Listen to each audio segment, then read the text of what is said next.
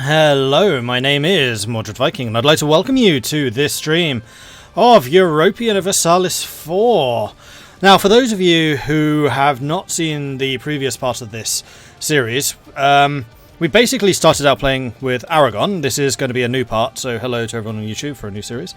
We were playing as Aragon, and things were going very well. We started getting our trade routes going east, over towards India. We didn't actually make it to India, but we'd certainly secured enough of Aden to basically have a very, very good launching point for doing that. When I realised, we're in the 1600s. Certain things could be achieved in the 1600s. And they were. We have now spawned New Providence, which is one of the Pirates of the Caribbean, which can be spawned if certain requirements are met, and we have done that. It is also been set up so that Port Royal in Jamaica can spawn, and Tortuga can also spawn. And I launched a poll of the community saying, hey, which of these three Pirates of the Republic would you like to see? And New Providence won by like 50%, so we are going to be playing as New Providence, and they've got some very interesting things going for them, which I will talk about in just a moment. Because I'm aware that some of you will not have seen what was going on in this series before, so obviously we've played like 200 years of history, and this is a continuation in the same world rather than starting in a new 1444 or even just one of the bookmarks, because that's a system I kind of like. I like playing through a world, seeing how the world evolves, and then the problem with that is viewership tends to decline towards the end of it. So what I'm going to try and start doing is cutting up the world evolution into segments. So we start playing as different nations as the world evolves. And this is going to be our switch to New Providence. So what has happened so far? Well, we as Aragon have had a very long-standing alliance with the French. The French have been prospering. One of the self-imposed rules that I had set myself is I'm not going to do, one, the Iberian wedding, and two, we were not going to gobble up Castile or Portugal, because I wanted them to be a legit threat to us. I wanted them to go west while we go east. Unfortunately, France and Morocco started eating up Castile instead. Castile had an absolutely dreadful run. So I broke that rule and invaded Castile and started gobbling Castile up for myself. You can see France still has a bunch there. We actually took a ton off of Morocco. They owned a lot of the south. Partially because I didn't want them taking it, and partially because we actually needed to control Sevilla, the trade node, to feed money into Genoa, which is where we were making a ton of our cash. Burgundy, as you can see, still exists. They are actually pretty strong. They've taken over the Low Countries. Well, at least Holland. I'm not sure who they're allied to. This is one of the reasons I haven't actually loaded the game yet, is so that we could take a look at all of this stuff. So they're allied to Great Britain, which is probably the reason they're still alive, because France has struggled to take Britain out. The Commonwealth, Austria. Yeah, okay, I can see why they're still alive. Austria is not the emperor, Bohemia is. There was the religious war, which the Catholics did win. Austria, I think, is Catholic. Oh, maybe they are the emperor. Because it was definitely Bohemia for a long time. The Protestants and Reformed could probably have won the Religious League War, except for the fact that I switched sides. I joined the Catholics because, in a really weird twist of fate, you will notice what part of Europe is the most Protestant and the most Reformed. We are. Iberia is. Iberia is the hotspot for the Reformation, and Castile joined the Protestant side, Portugal joined the Protestant side, France joined the Catholic side, Bohemia, no, there was another big ally that joined the Catholic side, and it was basically all of my enemies were on the Protestant side and all of my allies were on the Catholic side, so if I didn't want to completely screw over my diplomacy from the last 100 years, I had to join the Catholics, and I did, and the Catholics ruffle-stomped the Protestants. So slowly but surely Germany is falling to Catholicism. Britain, as you can see, did go Anglican, and then Iberia remained staunchly Protestant/Reformed. Both Castile and Portugal were Reformed. I was Protestant, and also parts of Italy are falling to Protestantism because those parts of Italy are mine. Also Naples, which is still in the personal union. The Commonwealth has risen and been struggling against the Russians a couple of times. Sweden got independence from Denmark. Denmark subsumed Norway. Great Britain formed. Britain's not had a great game either. They had a really, really terrible start, which is why I'm kind of surprised that France is not stronger than they are. And then the other really big piece of news is the fall of the Ottomans. Now, while I was indirectly involved with that, I am not at all involved with this lovely, lovely growth over here. We've got the Knights rising to spectacular amounts of power over in Anatolia and Greece, which I'm so happy about. Basically, we had to fight the Ottomans several times. We fought a couple of trade wars against them because I wanted to secure Italy and I wanted to secure against the Mamelukes. So we fought against Venice. We're allied to Venice. That's another reason why Venice is so strong, is because we've been assisting them in those wars. So we stomped the Ottomans. We used the Ottomans several times as a treasury. We declared trade wars on them and stomped them there, taking tons and tons of cash. And then we started turning our ire towards the Mamelukes, who had started to use the Ottoman weakness in order to expand themselves. We've taken over Egypt, into Libya, and then down through Somalia, Ethiopia, that kind of area, and a bit of Yemen. That was so that we could secure the Gulf of Aden, so that we could get the trade from India going through Aden, through Alexandria into Genoa. Although, something I hadn't really intended to do, but we've managed to achieve anyway, is we've also got a pretty good control over the South Africa trade route. We don't have South Africa itself, but we don't need to have it. We control a hefty part of Zanzibar, and we have dominance over the Ivory Coast. That may change depending on what other colonizers do, but the 3 provinces that we own in the Ivory Coast are all trade centres of trade, which have been upgraded to level 2, so Aragon's going to have quite a lot of control over that. And then further east, it looks like Majapahit has taken over Indonesia. Malacca's gone over there. Vijayanagara, Gujarat, Jaunpur and Bengal seem to be in a 4-way war for India, possibly Multan as well. Ming's doing what Ming does. Don't seem to have expanded very much except into Southeast Asia. They've lost Tibet. The Oirat Horde is still around. Transaxonia, I think... No, they're not a horde. They are a kingdom. In fact, so is Oirat. Oirat's not a horde, are they? Huh, interesting. Japan has expanded a little bit into Siberia. No, that's not Siberia. This, whatever that is. And then Korea. And then over in the Americas, Britain has started to colonize here in Canada. We are in the Caribbean, in Panama, and I think those are the only 2. Those aren't actually ours. The Aztecs are still very strong in central Mexico, as are the Mayas. I don't think anyone's gone after them just yet. Portugal has started to colonize Texas and Louisiana, and also Castile down here in the south. These Castellan territories are probably going to get independence, seeing how weak Castile themselves are, and then Rio de Prata is another Portuguese colony. So there isn't a huge amount going on over here. Oh, and France has just started to colonize down here in whatever that is. I should know this. Carolinas? I think those are the Carolinas. That's New York. Delaware? I thought Delaware was further north. That could well be Delaware. And we've started to take over a little bit of Florida because I wanted to establish a 13 colonies colony, but we haven't actually got that far. So, enough talking about what the setup for this world is. I just wanted to give you a breakdown for those of you new to this series, and we are going to be jumping in with New Providence. So, the pirates have got some really interesting things going for them, and including one feature which I've never seen before. This is completely new and I think unique to the pirates. So we are starting out with yearly tradition +1 and leaders without upkeep. That is our tradition, which is pretty nice. Yearly navy tradition is more difficult to generate, especially for pirates, because generally we'll be privateering instead of protecting trade, and protecting trade is one of the main ways to generate navy tradition now. They've actually removed a bunch of the sources for it. And then we have this one, and this is where things get interesting. Religious apathy.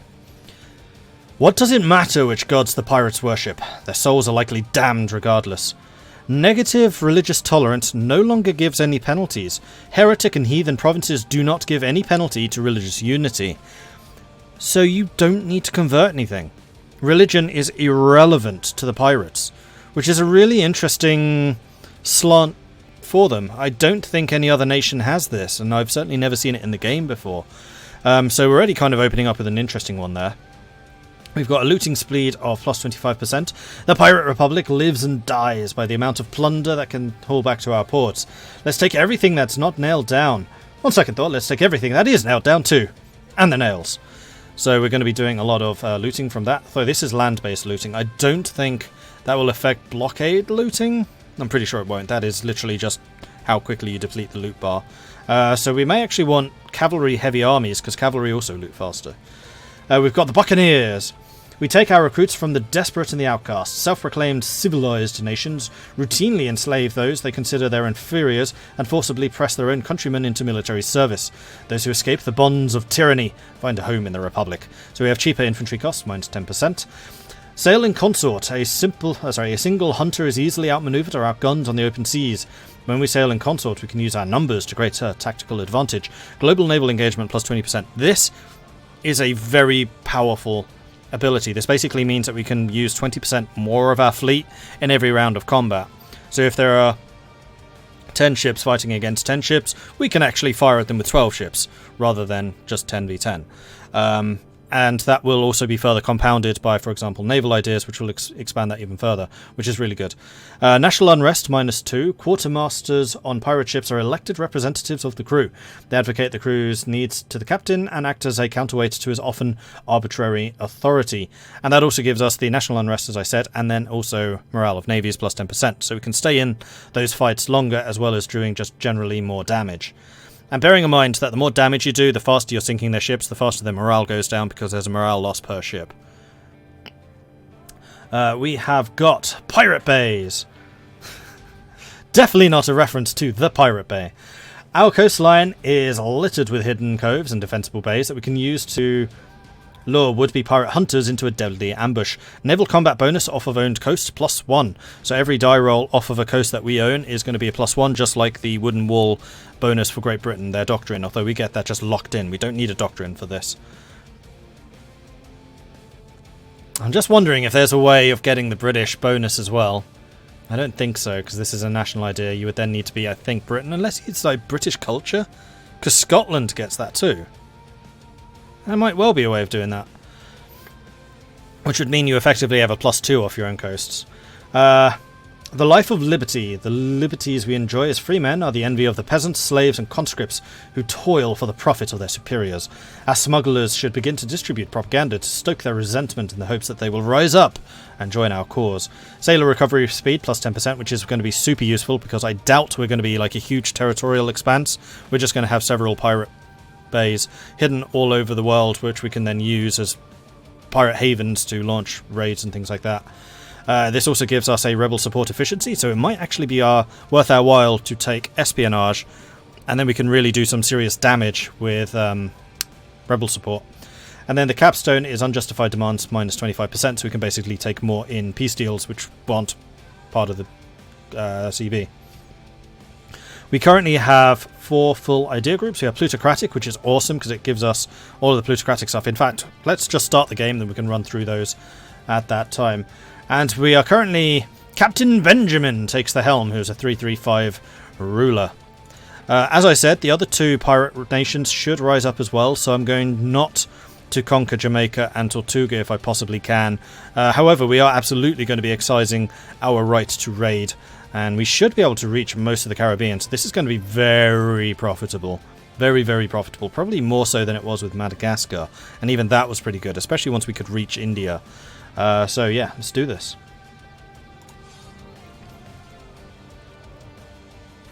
And while this is loading up, hello everyone, I hope you're having a great evening. I'm so excited to be playing this. So excited.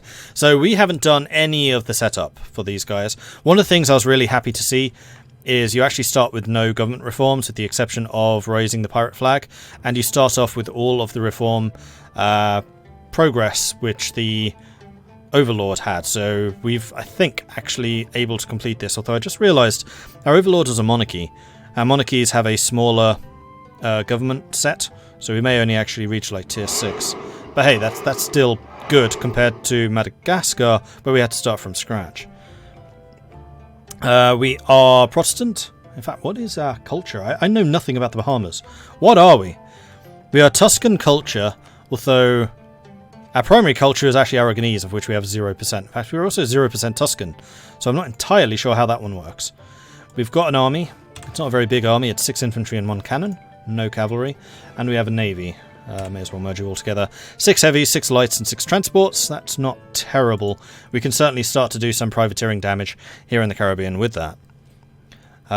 We have a free policy available, which is going to be administrative. In fact, before we look at that, let's take a look at the ideas. These are selected automatically. The game chose them. I did not. I think I'm actually just going to go ahead and cancel offensive, because we haven't actually invested anything in it. And that will give us more of a choice in where we want to go from here. So we have got plutocratic, which is going to give us additional morale of armies. We've got available mercenaries and mercenary discipline, more unrest reduction, and extra merchants. We actually have 4 merchants. Goods produced, caravan power, manpower recovery, and then of course institution spread. Right, it's a policy that gives you the republican tradition. It's not the plutocratic themselves. We have economic ideas, which is good. I'm very happy with that. My favourite idea group, as you may have noticed. National tax modifier, construction cost reduction, yearly inflation reduction, interest per annum, monthly autonomy, land maintenance and production efficiency, and then capstone dev cost. So we can dev this up if we need to. And we do only have a 13 development capital, so we are absolutely a small minnow right now. We're at our force limit, and we're almost at our force limit here. Although, as per my usual rule, we're going to ignore the force limit used by transport, so we can actually go over. We have got defensive ideas, which gives us the yearly army tradition, so we're gaining +1 navy and army tradition, which is quite nice. We have another 15% morale of armies, so our armies are actually very strong. We have a +25% land morale.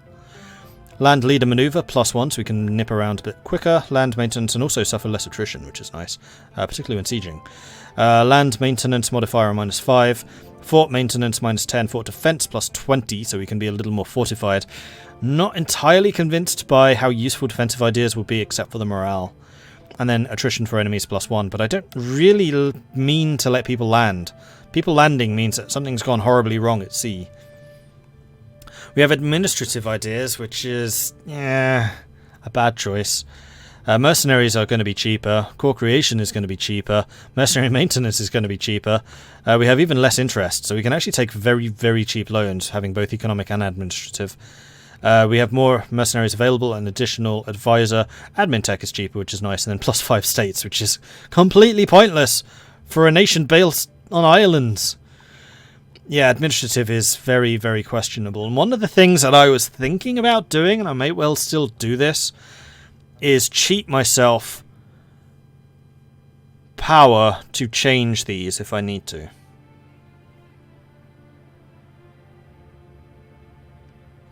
Because this will cost something like 400 total. You get 10% back, so that's 4, 8, 12, 16, 24, 28. If we cancel it, we get 280. God damn it. It's going to be making it difficult. Hang on. Let me just switch to offensive again. I'm not necessarily going to take this. I just want to see how much it costs. Yeah, it is 400 base. So 2,800 minus 280 is 2,520. So should I cheat myself 2,520 power if I want to change that? If we did, what would it be? Religious is irrelevant, humanist is irrelevant, because of that first national idea we don't use religion, which leaves innovative and expansion. Expansion's good if we wanted to colonize. I don't really mean to colonize. I think that we should play this as pirates and just take everything. So this is going to already be different from the Madagascar playthrough, because I want to just take stuff through conquest. I don't want to colonize. That's for other people to do. Other people colonize, we take, which would leave innovative. Yeah.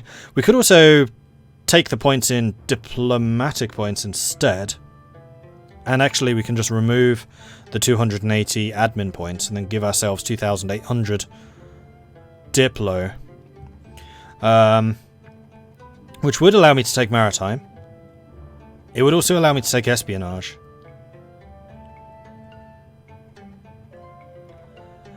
Or alternatively, we could go military, though actually we're going to have unbalanced military, so I don't think we can do that. I'm going to do this. I'm going to get rid of administrative. Actually, no, I'm not. I'm going to leave this question to you guys, and then you can decide. So we're going to do a straw poll. Because remember, I've had no control over what these idea groups are like. Should we keep idea groups or make our own? Yes, keep them as the AI intended. No, make your own. It's a new nation anyway. Great poll. Alright, so let me know what you think I should do. Hey, Dana. Throwing in the so snowy still. I have better Twitch TV installed, I'm sure I do. I don't know why it never shows up.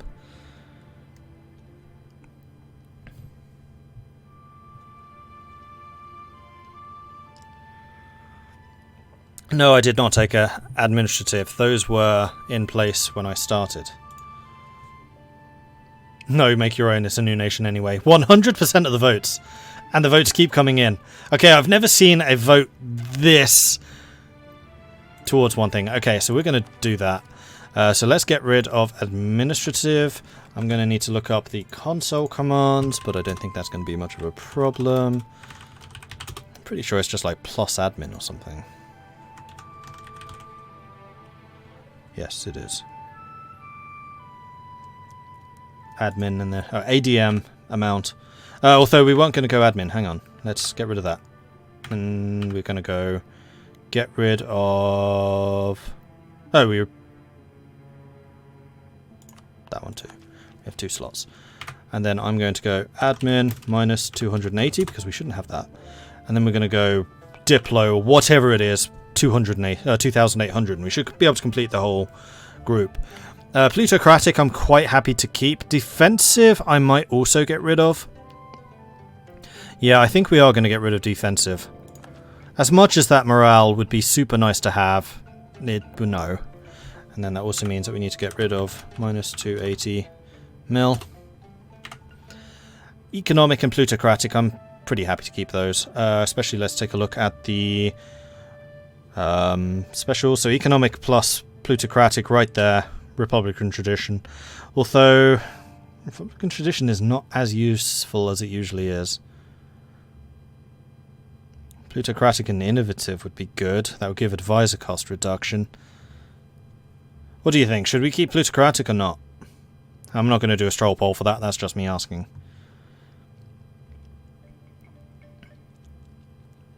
And then we need to start deciding whether we want like maritime or naval or both. Naval plus economic is goods produced in production. That's irrelevant. Maritime and naval is privateer efficiency and blockade efficiency. Yes, we do need to have both. So I think that right there is going to determine part of what we're doing. So that's going to be naval, that's going to be maritime, and then we have one more. But this one isn't completed yet. And we have a lot of choice here. Quality, maybe? Make our ships and things better. Possibly espionage, possibly innovativeness.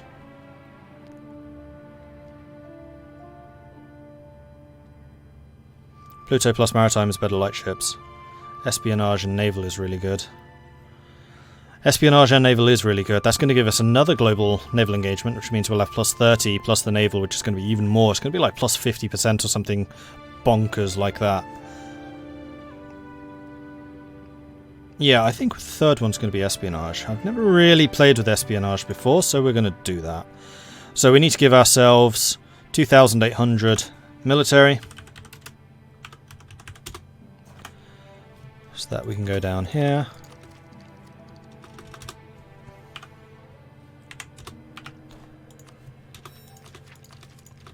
Oh, for Pete's sake. I'm just going to get rid of anything which is left over at the end of this. Okay, so we've got that. And then Diplo. Which is going to be maritime.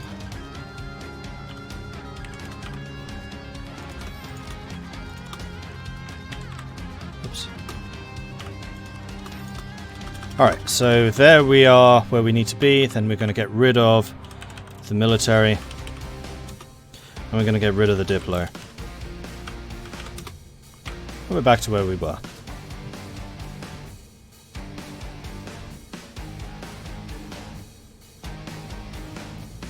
Hey, Arachnos! Yay! Caught another Viking stream. Huzzah! I'd go quantity, you're so small. The problem with quantity is that's more land-based. And for the same reason that I got rid of defensive ideas, I'm not sure that I want to focus the land that much.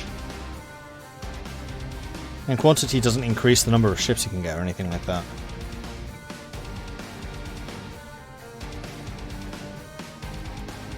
Although our armies are going to be tiny, we're just going to need to do more hit and run. So this has already massively increased the naval force limit, which is lovely. We do also have free policies, which we can choose. So production efficiency, goods produced, or national tax and republican tradition. Before we do that, let's create our government. So we are a pirate republic, which will increase our naval force limit by 50%. We have -1 yearly republican tradition, so that will be ticking down. We can raid coasts, including countries of the same religion, and we have plus 33% chance to capture enemy ships. Absolutism is reduced.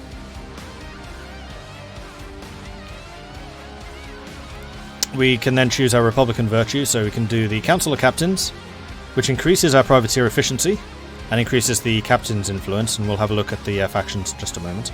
The Articles of Agreement, National Sailor Modifier, yearly republican tradition, and the Buccaneers influence goes up. Or the Smuggler's Haven, trade power abroad and smuggler influence. So the trade power abroad would be if we wanted to go high trade, which is still very viable for a pirate nation, but I think not really what we want to do here. We just want to be brutal pirates. Doesn't quality add ship durability? Yeah, quality would be worth taking. Quantity, I'm not sure.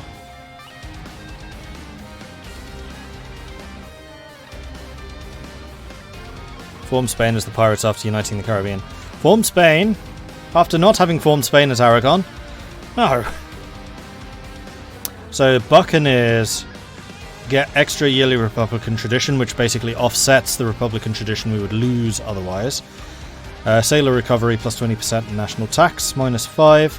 The smugglers are trade efficiency, global trade power, but we lose prestige. The captains is naval leader fire, morale of navies, but we lose stability.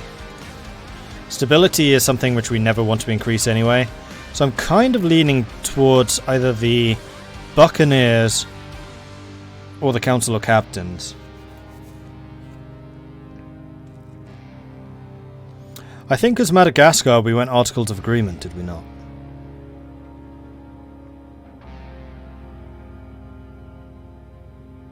Yeah, I'm thinking captains here. We are gaining 1 republican tradition a year. And every re-election is every 4 years? Yeah, 4 years. And it's going to cost 10? 8? Crikey, it's not that long ago since I played a Republic, and I'm already forgetting how they work. And I don't think there are events which increase or decrease it outside of the ordinary. It's not like a Dutch Republic. I don't remember having huge problems with Republican tradition before. But then again, we did go for the Pirate King, which I don't think I want to do this time. I want to keep the Republic. I like Republics. Although the Pirate King choices weren't terrible, because it's based on your Admiral. Yeah, we're going to go Council of Captains. We'll get that privateer efficiency up. So our privateers are going to be brutally effective. Especially because we're going to take that policy too, I think. Mordred T-Beard. I like it. Frequency of elections. Okay, so this is where we choose how frequently we want them. We can't do sortition. So it's either +1 election term or -1 election term. I really wish there was another option which is just leave it. Leave it at 4 years. I think we might actually want to increase the election term, because then we get the absolutism. We are in the age of absolutism, so we can actually see how much absolutism we can get. 20. Ugh. So that will basically allow us to go up to 30. Absolutism is never really going to be a priority for us. Oh, right, we don't even have the win religious war modifier anymore, so we're not going to be going through these. Maybe we can get multiple universities. I kind of suspect we're not going to complete anything in the age of absolutism. So no, we're going to go for the shorter. Absolutism is going to be completely irrelevant. Regionalism. So we can go state maintenance goes down. Even more states. Or global trade power. Actually, states would be more useful now that we don't have administrative. I kind of laughed that one off because we had admin, but we don't anymore. State maintenance would allow us to run edicts pretty much permanently. Wow, this isn't even chord. This is just a territory. Okay, it's chord now. I'm kind of leaning towards dev cost reduction.